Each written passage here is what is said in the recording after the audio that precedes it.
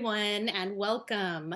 I'm Soumyaa Behrens. I'm director of the Documentary Film Institute at San Francisco State University, and I'm hosting today's conversation. This forum is part of an ongoing series of talks that we have on topics that engage nonfiction film and the issues that and as a way to further explore the issues that are sort of provocative within them.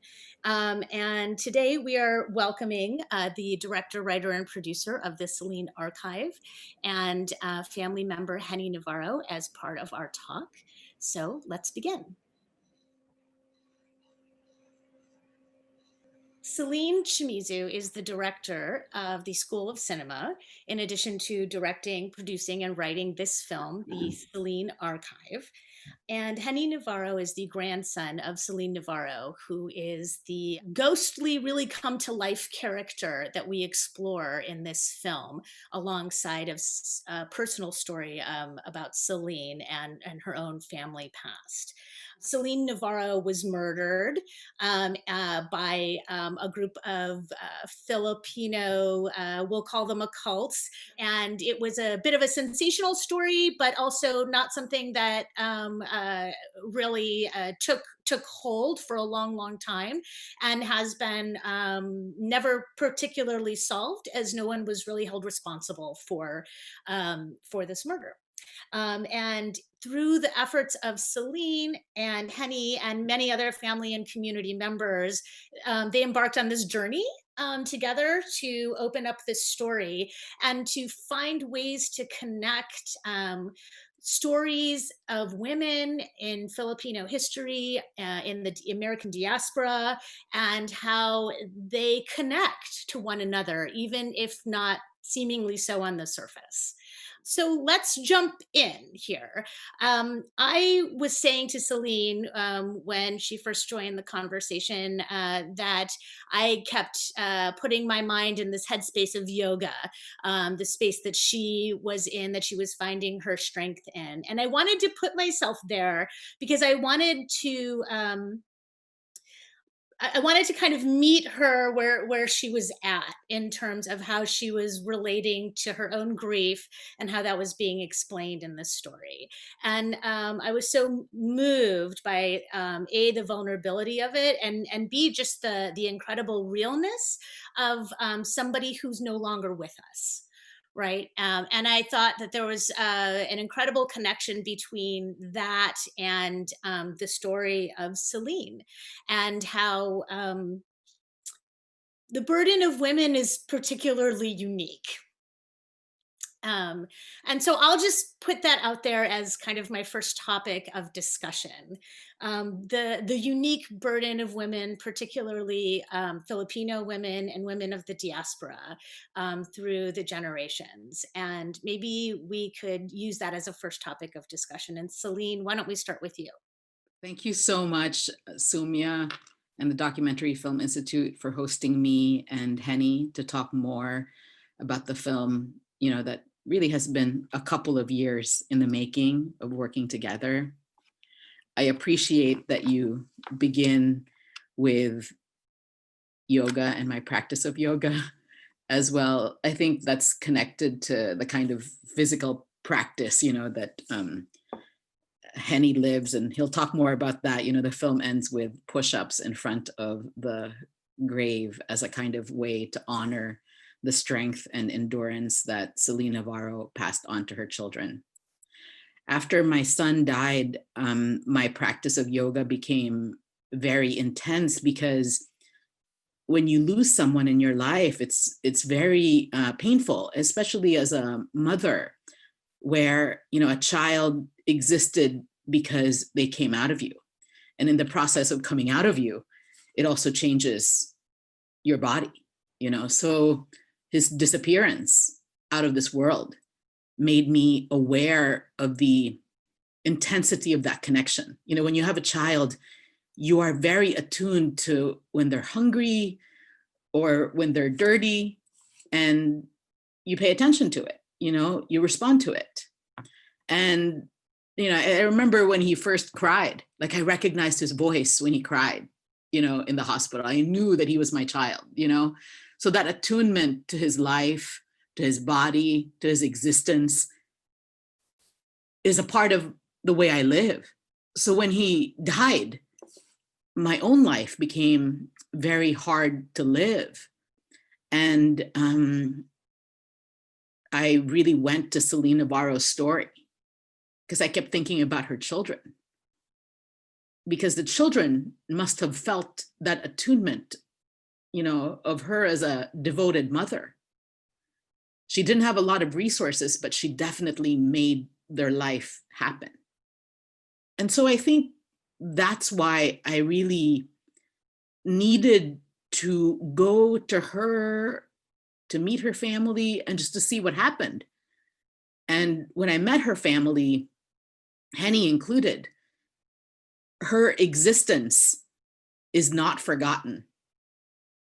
And in a way that was a kind of salve, to me, like a balm, like it's been 88 years since she died, but she continues to exist in their family. And one thing that viewers have told me is that this love that's so enduring, for her family, and also I think the love that I feel for her and what she did is something that makes them realize, this larger idea of a Filipino-American family, that there's a lot of, sadness and pain that happens in the act of moving here, in the act of, continuing to live in the US, because you're bringing together a lot of pain, a lot of loss, and this is a part of your existence at the same time that you're also thriving and you're also creating things and living with a loving family. I so appreciate your sharing, and I wanted to sit with you in that feeling for a while to understand how that loss penetrates generations, and carries on with us. And maybe, Henie, that's where we can turn to you as the grandson of Celine Navarro.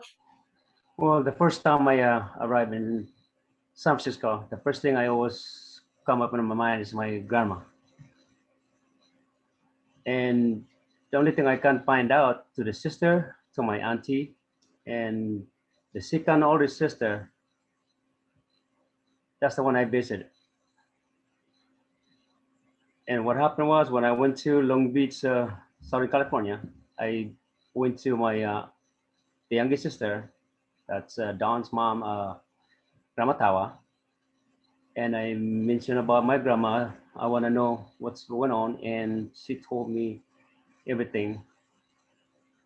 And from the time on, it won't even go out of my mind. It's always there in my mind, and I want to know where she at. So I went to the second oldest sister to find out where she was at, and she's the one that told me the place that she was buried. And when I went over there with her, my dad, and she told me that she was there right here in front of the street, and there's a lot of unknown burial in that area.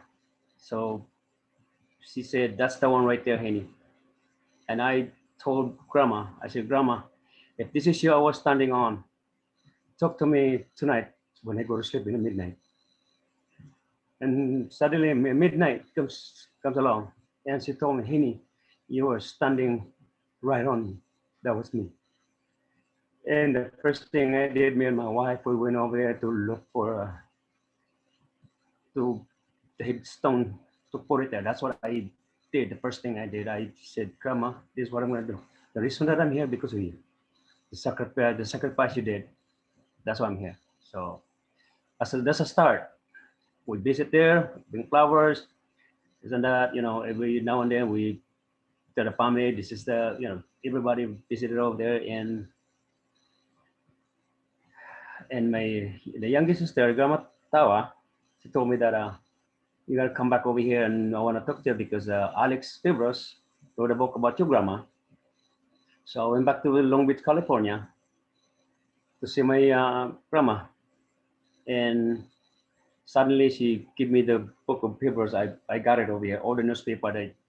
I got all the newspapers. She's the one that keep all the newspapers from the time on that my grandma was there in alive. And she gave it to me, the pictures and the book that Alex wrote. And that's a time that every now and then I look at it, I won't forget my grandma. And suddenly there's something that happened. It happened that my cousin Don met one of the professor of USF, Celine, and she called me she wants to meet me, and I told me about what's did in college. So I just said, okay. I didn't even tell my wife. My wife didn't approve it. She goes, don't bring any people over here that we don't even know. Okay, this and that. So that's the time I said, oh, I was thinking. I said, oh man, I want to say my story about my grandma because she was interested in this and that. So I said, oh, we set up another date. So we met at the place in a Pinot area.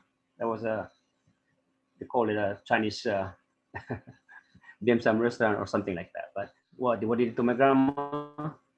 She doesn't have any chance to take care of her children because of what they did to her. And my dad grew up, don't know nothing, don't have a dad, don't have a mom, and he's not the type of person that would to share something because he doesn't have any information about what happened to grandma. But he heard something that what happened, but not all. By the time we come to California, that's the time I'm a very different guy. When the family things like that, I want to find out how it happened and what happened and who did it and this and that. And that's what I did. When it comes to history, I want to be educated about history because if anybody asking me, I know what to tell them. I know what to answer. Because people, they always answer with the media without knowing that they don't know about the history. Well, that's what I did. So she's my professor, Celine. She's the one that started the whole thing in the bright light. Thank you so much, Henie. That was such a beautiful journey that you took us on, of how you came to the point that you are right now. And I wanted to, I was just remarking on like 88 years since she died. What an incredible time to persist, right? And persisting through the generations, as she did, and that whatever drive that you had within you, to uncover this, it's such an incredible thing, and it's so primal, I feel like, and it's so like closely linked to what Celine was mentioning earlier about her connection, to her child, right? And that sort of that real true deep connection that flows. And I was again, I'd love to talk, Celine, about what Henie brought up there at the end, about like knowing what the real story is, right? And knowing what the history is. And that, because that's something I think that your film really deals with, the complicated nature of what is history versus what is, personal and personal history, and how those things really do intertwine together. So maybe you could talk a little bit about that part. It's such a beautiful question, what you're asking, Soumyaa, that one family's personal history is also the larger Filipino-American history, because Celine Navarro really explodes a very basic assumption in history, which is men are the ones that moved to this country and women followed. Her experience of moving here as a teenager with her two younger sisters and her mother on their own, her mother was a widow, they came on their own. It completely explodes that assumption. And, Henie's experience, it's so moving, right? Like his dad and his aunts were orphans and they were in the Philippines as American citizens. They survived the war and somehow maintained their documents so that they were able to come back. Celine Navarro sent her kids home in 1932. At that time, Filipinos were able to move back and forth because they were not excluded like other Asians were. They were considered nationals because of the colonial relationship between the Philippines and the United States.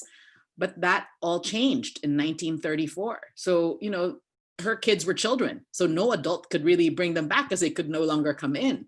So it was only in 1965 that they were able to start coming back in, and they soon did. So it's really powerful to hear Henie say, as soon as he landed in San Francisco, what was on his mind was uncovering his grandmother's story.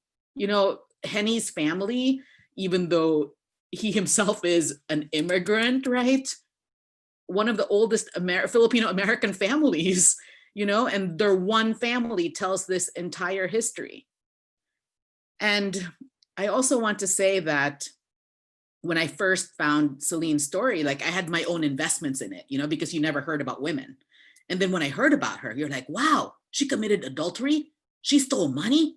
Like, that's really powerful because she was doing things she wasn't supposed to do. So I thought, gosh, you never hear about women, then you hear about this woman who was doing her own thing and then she got punished for it. And then I realized like, whoa, that's actually not the real story, because that's actually the easiest story to tell, that she was this bad woman and she was then punished by this community that considered her violation a moral one, you know, that she was a morally bad woman, right?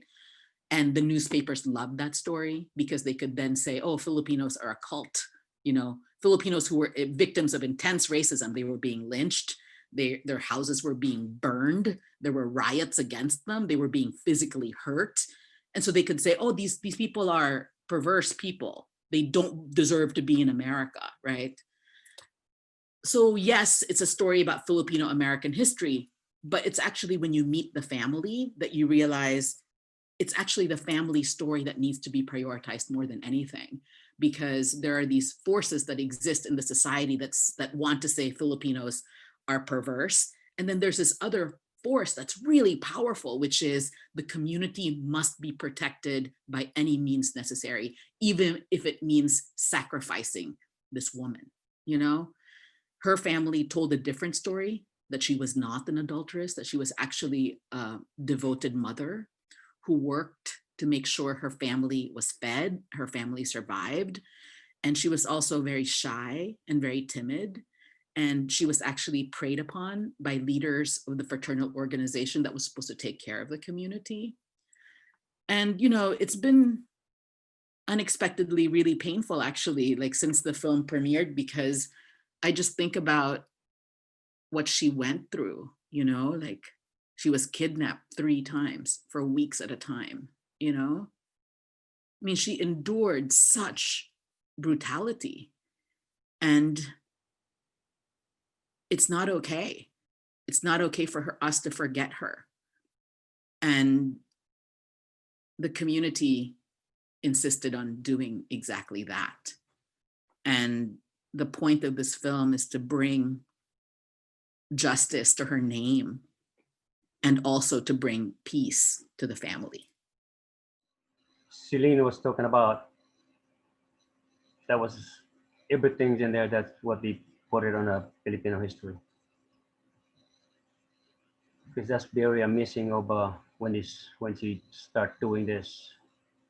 It's a big deal for the family. When I talk to all the families, let them know what Celine are doing, they were so happy about it. Some of them they were busy, some of them they want to come to see, and you know, to see the film and this and that, all the things that was Celine, Professor Celine doing, and everybody was so happy about it.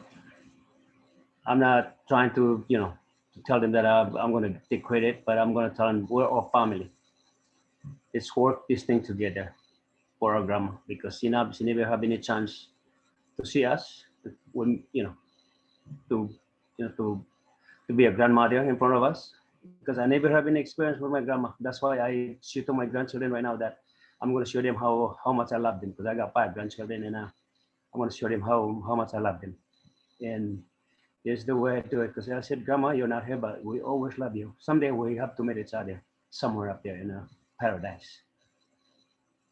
We're going to see, but that's why we're here, Grandma. When we're healthy, and you know, your sacrifice, and it helps us a lot. And Celine, Miss Professor in the state, and then she was so amazing. She's the best professor. Thank you, Celine.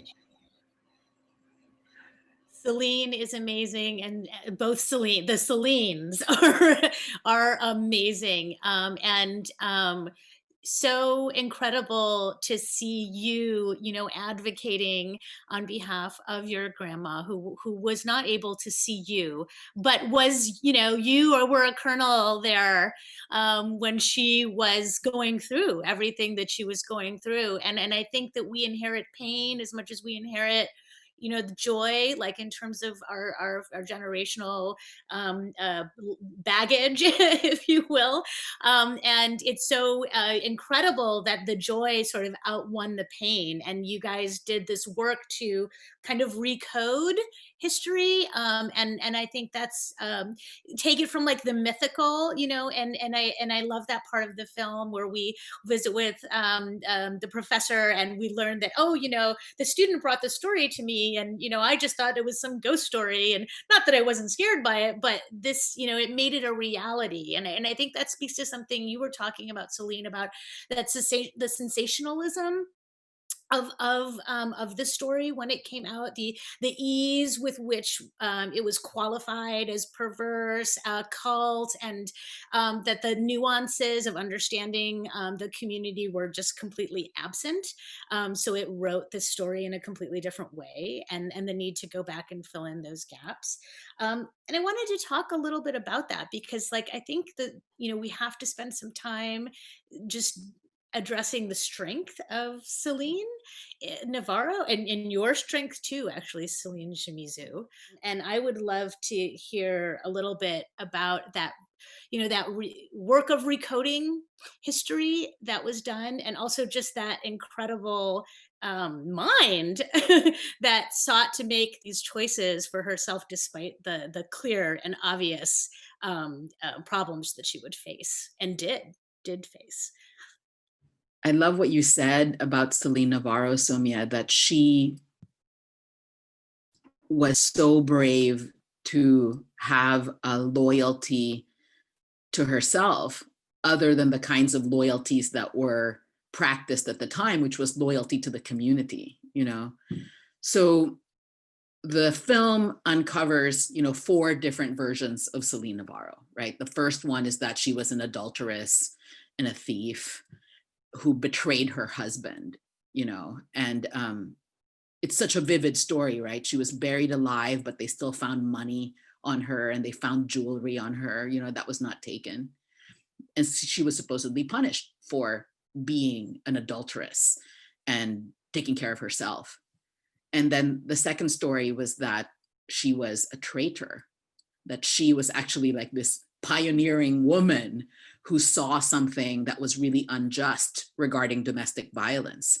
She was living in a rooming house next door to a man who was being beat up by 4 other men because that man had helped a young white woman escape from a known abuser who was her husband. And her testimony then led to the 4 men being sent to San Quentin, which led to her being classified as someone who betrayed the community, who needed to be loyal to each other. The third story is really the one that comes from the sisters, whose story has been consistent from the very beginning, was that she was a devoted mother who was being preyed upon by the fraternal organization who wanted to sexually, molest her, that she was, caught the eye of a prominent leader, and her husband tolerated it because of his own, ambitions. And, the other story is really the one of her, sacrificing her own life, for her children, and being a good sister and being a good daughter. In all of these 4 narratives, she was a woman with agency, a woman who acted, within her story, within the context of a time when Filipinos were segregated and were not even allowed to like move around in society. But somehow, she worked, she did things. And in that way, whatever version exists of her, she is a real heroine, you know, someone who really acted within constraints, and she faced some real constraints, you know? And so for her to be rendered in history, for her, you know, her name to be cleared, you know, as having all of these different options, you know, is a really big deal. And I really was so moved when Henie brought, you know, like 40 plus family members, you know, young people who recognize the courage and bravery of their great great grandmother, and to reclaim that history as their own. It's so powerful. And I am so thankful to have, you know, the opportunity to have been there to do that. Thank you, Celine. I think that last point in particular that you made about how these generations of family members, these 40 family members, even beyond that, I'm assuming finally got to understand something about themselves that they never understood before, right? Or was able to see, you know, in a different light and context. And I think that's, you know, and it's like that's like that. Isn't that what you do with your yoga practice? Is like to open yourself to be able to kind of receive these things from the world, these messages, and to kind of like take away that two-dimensional version of of your own personal history and past. Yes. That's why I love how you talk about the four layers of the story, because yeah, all four of them have relevance, right? And they all mix together, and there is no one story, and that's kind of what is so phenomenal about how this has really emerged here. Yeah.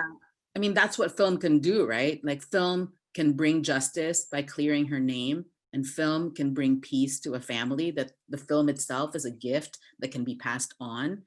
And I think the other thing that happened in the film was, you know, the power of bringing Alex Fabros, the historian, with Henie on that boat so that we can go to the place where she was killed. You know, like, you know, Alex Fabros is the one who, you know, got the story out there in 1997. And I'm sure Henie can tell you what it meant to see that story printed, you know, in the most prominent Filipino, you know, publication at the time. And, you know, to bring Mama Lucia and Tutsi together with Dorothy Cordova, who has been living with this story for almost 50 years. You know, so for Alex and Henie to come together, for Lucia and Tutsi to come together with Dorothy, and then to hear the stories from the scholars Rick Baldos and Don Mabalon, who have lived with Celine Navarro's story for decades.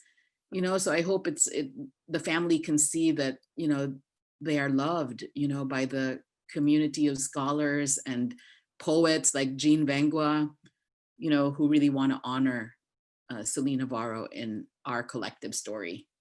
I think is an incredible place for us to maybe kind of bring our students back. And speaking of our next generation, so Molly, Daniel, Miguel, why don't you join us here? And we appreciate all the work you've done on the back end to keep us going and recorded. And I just want to take a couple minutes to just do really some reflections, like a reflection on the conversation, a reflection on the film, some thoughts or a question that you might have. No particular prescription there. So does anyone have anything they'd like to share? I just wanted to comment, this is a comment for Celine, on your ability to take a very painful experience that you had and use it to connect with such a story that is so powerful. And I think it's a very powerful skill to have as a filmmaker, to be able to do that, and it makes the film that much more deep because of your like personal connection to it, not only as a Filipino American, but also like as a deeper meaning as emotional pain and suffering. So I just wanted to tell you that. So one thing that I really liked with the film was that when you were also like using this as an opportunity to explore Celine Navarro's story, what I also liked was that not was that it also also connected or tried to figure out the role of, oh, Filipino Americans, like what is the role of Filipino Americans, like, you know, who are living in, you know, the society, who are living in the United States, like what is their role, and then like exploring more about their culture. Thank you, Daniel. That's really wonderful to hear your response about opening up your world, and also maybe taking a look at your own personal family history. There might be some interesting things there. You never know. Definitely an invitation, you know, to visit history. I worked with consultants like Nayan Shah, you know, who is a scholar from USC who writes a lot about sexuality in history, including Filipino American history. And, you know, one of my favorite scenes in the film was uncovering the chests at the storage unit, you know, of the Filipino American National Historical Society Museum in Stockton. And to get that close to the chests, you know, an archive is really a way that a community or an organization tells us what they consider valuable, what they want to forward into history. So to open that chest is to see that, right? Is to see the regalia that they wore that really emphasized the scales of justice.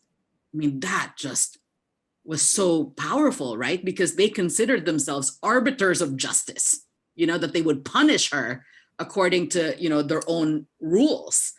And then, you know, to see the materials, you know, and to touch the materials, you know, film has the ability to then, you know, say something about those objects, you know, to illuminate what they mean now when we prioritize Celine Navarro's story versus, you know, the community's commitment to upholding a reputation, you know, the undeniability of what happened to her then shapes the way we understand those things. You know, like talking with Henie about those boxes, right, Henie?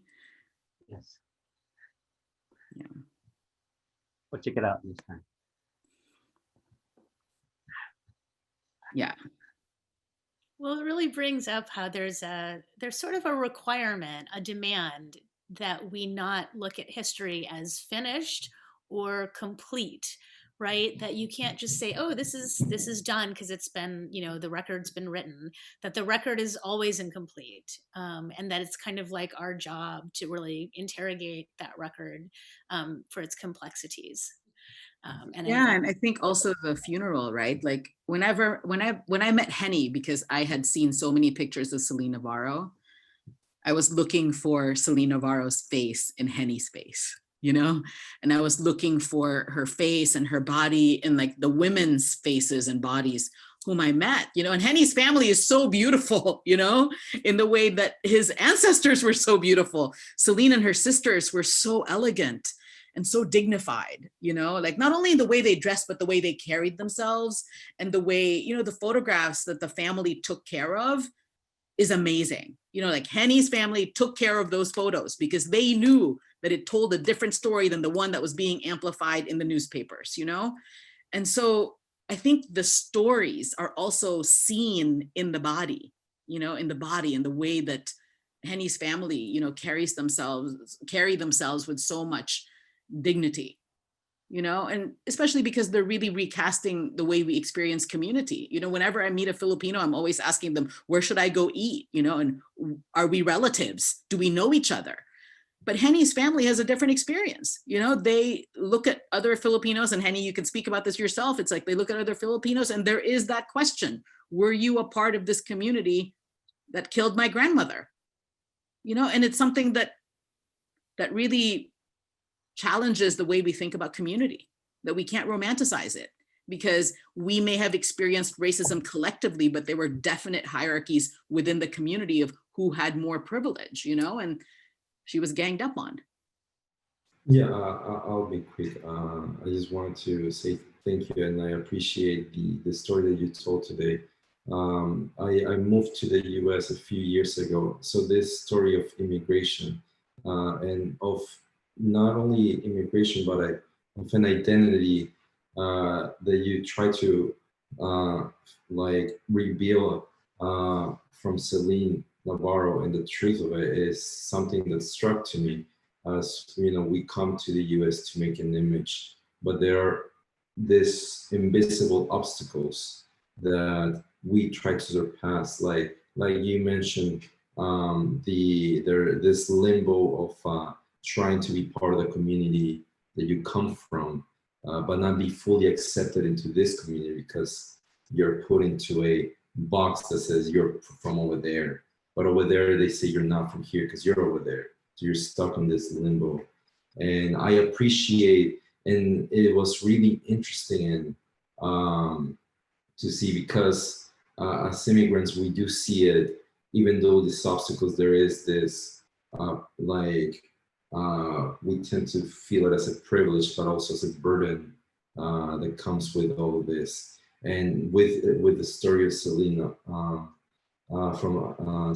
the Celine Archive, I saw it as a new way. I had not experienced and seen it from like what it was before, because there is this thing that we are experiencing right now as immigrants. But to see that what it was before, it truly amazed me that it's still happening right now, but what it was years ago. And I want to thank you for shedding light upon these stories. Yeah, thank you, Miguel. I think bringing that forward at the end here, that this this immigrant story, the specificity of Celine's story is something that resonates with so many different communities, right? Because those problems, those challenges, those complicated and false narratives continue to persist. And sometimes we are surprised, right? Like we think we've gone through a lot, or like, you know, my parents were immigrants to this country. You think, oh, okay, I've seen it. And then you realize that it just perpetuates, like these generations that, you know, they keep coming, they keep continuing on. And it's very hard to break those cords, whether you see them and acknowledge them or not. So I do appreciate that last comment. I think we have to end this conversation, not because I want to, but because I've really gotten a lot from this, and I appreciate so much everybody's time, particularly Henie and Celine, not just taking the time to talk with us today, but just to really be so open and so giving and so generous about sharing all the things that went behind the making of this this film, and the opening of Celine's story to the world in a much more righteous fashion. And I think we should celebrate the badass that she was and continues to be, and not for being horrible things, but for being like so alive, regardless of how much people tried to stamp her out. So, you know, that is just an amazing thing that we should all take some power from, I think.